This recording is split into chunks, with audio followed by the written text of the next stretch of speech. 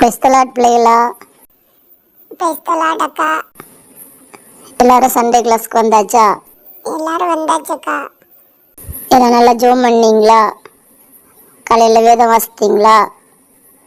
சொல்லி கொடுத்த வசனங்களெல்லாம் நல்லா வாசித்தீங்களா?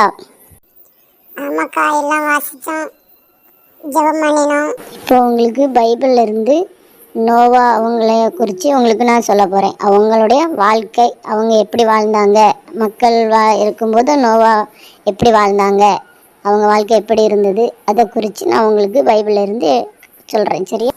ஆதியாகமத்தில் 6வது அதிகாரத்தில் நோவா வருவாங்க.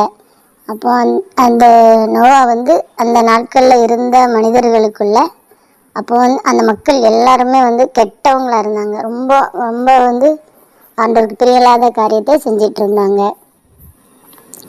அப்போ அந்த நோவா மட்டும் அதில் நீதிமானாக இருந்தாங்க. அப்போ அந்த நாட்களில் பைபிள் கிடையாது, வசனம் கிடையாது. மோசோட நாட்களில் தான் நியாயப்பிரமாணம் எழுதி கொடுக்கப்பட்டுச்சு. இப்போ நோவாவுடைய நாட்களில் அதெல்லாம் கிடையாது, வசனங்கள் கிடையாது. ஆனால் அந்த காலத்துலேயும் நோவா நீதிமானாக இருந்தார், தேவனோட சஞ்சரித்து கொண்டு இருந்தார். அப்போ 600 வயசு அவ்வளோ நாட்கள்லாம் வாழ்ந்திருக்காங்க. அப்போ 500 வருஷம் வாழ்ந்தாலும் தேவனோட சஞ்சரித்து கொண்டே இருந்திருக்கிறாங்க. 600வது வருஷத்துல தான் ஒரு பெரிய ஒரு அழிவு வருது. அப்போ 500வது வயசுலேயே ஆண்டவர் சொல்கிறாங்க, நான் இந்த தேசத்தை அழிக்க போகிறேன், இந்த உலகத்தை எல்லாம் நான் உருவாக்கின எல்லாத்தையுமே நான் அழிக்க போனேன் அப்படின்னு சொல்கிறாங்க. அப்போ அவர் ஒரு நாளில் 2 நாளில், ஒரு வருஷம் இல்லை, 2 வருஷம் இல்லை, 100 வருஷம், 500 வருஷத்தில் சொல்லி 600வது வருஷத்தில் தான் உலகத்தை அழிக்கிறாங்க. அப்போ அவ்வளோ நாள் அவர் வெயிட் பண்ணி இருந்திருக்கிறாரு, அதை நம்பி இருந்திருக்கிறாரு. இப்போ ஆண்டவர் சொன்னதை நம்பணும்ல. ஒரு நாள் 2 நாள்லாம் நம்ம நம்புவோம், அப்போ இல்லை அழிக்க மாட்டாங்க அப்படின்னுட்டு இருந்திருக்கலாம். அப்போ அந்த நாட்களில் மழை பெய்யாமல் இருந்திருக்கு. அப்போ மழையினால் அழிக்க போகிறேன் அப்படின்ட்டு நோவா ஜனங்கள்கிட்ட சொல்கிறாரு. ஜனங்கள்கிட்ட சொல்லும்போது அவங்க அதை ஏற்றுக்கொள்ள மாட்டேங்கிறாங்க. ஏன்னா இல்லாத ஒன்று சொல்லும்போது யார் ஏற்றுக்கொள்ளுவா?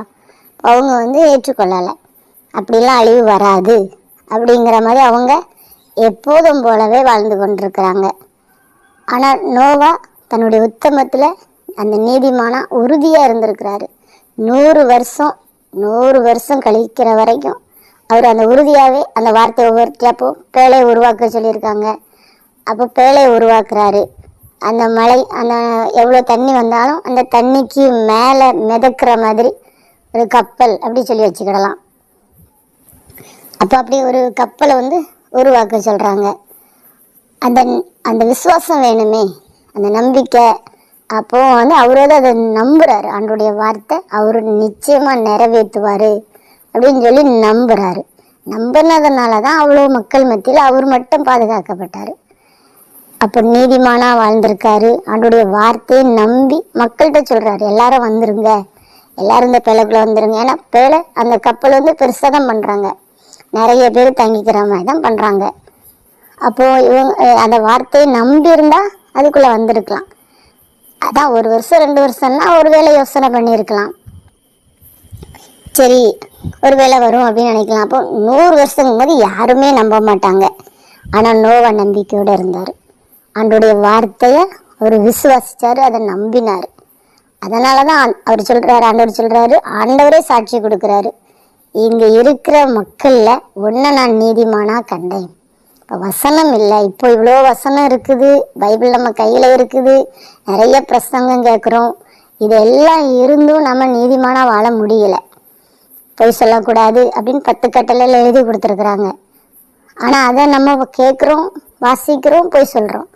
ஆனால் அவர் அதெல்லாம் தெரியாது, அவருக்கு வசனம் கிடையாது, எப்படி ஆண்டவரை பின்பற்றணுங்கிறது கிடையாது, தெரியாது. ஆனால் அந்த சூழ்நிலை மேலேயும் ஆண்டவரோட சஞ்சரித்து கொண்டு இருந்தாராம். அவருக்கும் 3 பிள்ளைகள் இருந்தது, மனைவி, குடும்பமாக தான் அவர் இருந்தார். தனியாக இருந்தால் கூட சரி, அவருக்கு யாரும் இல்லை, எந்த பிரச்சனையும் இல்லை அப்படி சொல்லியிருக்கலாம். ஆனால் அதுவும் இல்லை, குடும்பமாக தான் இருக்கிறாரு. அந்த பிரச்சனையிலையும் அவர் வீட்டில் சங்கடம் இல்லாமல் இருந்திருக்குமா, வியாதி இல்லாமல் இருந்திருக்கும், எல்லாம் இருந்திருக்கும். ஆனால் அந்த சூழ்நிலையிலையும் அவர் தேவனோடு சஞ்சரித்து கொண்டிருந்தார். இப்போ நம்ம வாழ்ந்து கொண்டு இருக்கிறதுல நம்ம ஆண்டவரோட சஞ்சரிக்க முடியல. ஒரு வாரத்தில் ஒரு நாள் கூட சர்ச்சுக்கு போக முடியல. ஆனால் அவர் அவ்வளோ தூரம் அந்த 100 வருஷம் ஆகுது, 600வது வருஷத்துல தான் அவர் சொன்ன அந்த ஜலப்பிரளயம் வருது. அதை மழை பெய்யுது, எல்லாம் அழிக்கிறாங்க. அப்போ அவங்க ஆண்டவர் பேழைக்குள்ள எல்லாரையும் போக சொல்லி வெளியில் கதவை பூட்டிட்டார். ஏன்னா அவர் கதவை திறந்து உள்ள ஒருவேளை திறக்கிற மாதிரி வச்சுருந்தாங்கன்னா மக்கள் சத்தம் போட்டிருப்பாங்கல்ல, மழையில் நாங்கள் மூழ்கிறோம், எங்களை காப்பாற்றுங்க நோவா, எங்களை காப்பாற்றுங்க நோவா அப்படி சொல்லும்போது இவங்க கதவை திறந்துருப்பார். ஏன்னா நோவா ஒரு நீதிமானாக இருந்திருக்கார்ல, நல்ல மனுஷனாக இருந்திருக்காரு. இப்போ அவங்களுக்கு தெரிஞ்சவங்க எல்லாரும் அதில் இருந்திருப்பாங்க. தண்ணிக்குள்ள அழியும் போது எல்லாம் பார்ப்பார்ல. அப்போ கதவை திறந்துடக்கூடாது அப்படின்னு சொல்லிட்டு நோவா குடும்பத்தையும் உள்ள வேலைக்குள்ளே தள்ளி வெளியில் கதவை பூட்டிட்டாங்க. அப்போ வெளியில் நடந்ததெல்லாம் இவருக்கு பார்த்துருக்கலாம். ஏன்னா ஜன்னல் எல்லாமே வச்சுருக்குறாங்க, சாப்பாடு அதுக்குரியது எல்லாமே ஆயத்தம் பண்ணி உள்ளே வச்சாச்சு. அந்த மிருக ஜீவன்கள் அவங்களுக்கு அது தெரியாது. அதனால் மிருக ஜீவன்கள் உள்ளே வந்துட்டுருக்குது, மிருக ஜீவன்கள் உள்ளே இருக்குது. ஆனால் மக்கள் யாருமே வரலை. ஏன்னா யாருமே நம்பலை அன்று இப்படி அழிப்பாருன்னு. ஆனால் அது அந்த சூழ்நிலை அப்புறம் அவர் அவங்க நம்பினாலும் அவங்களால உள்ளே வர முடியாது. அப்போ நாமளும் கர்த்தருடைய வார்த்தையை நம்பணும். நீங்கள் சின்ன பிள்ளைகளாக இருக்கிறீங்க, வார வாரம் சர்ச்சுக்கு வரணும், அவனுடைய வார்த்தையை கேட்கணும். நமக்கு சலுகைகள் இருக்குது. அப்போ உங்களுக்கு எதுவுமே தெரியாது. ஆனால் நமக்கு அப்படி இல்லை. பைபிள் இருக்குது.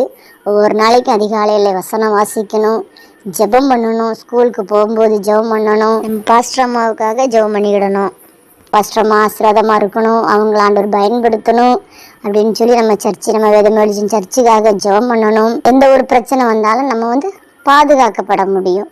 அப்போ அந்த பேழைக்குள்ளே வச்சாலும் அவர் பாதுகாக்கப்பட்டாங்க.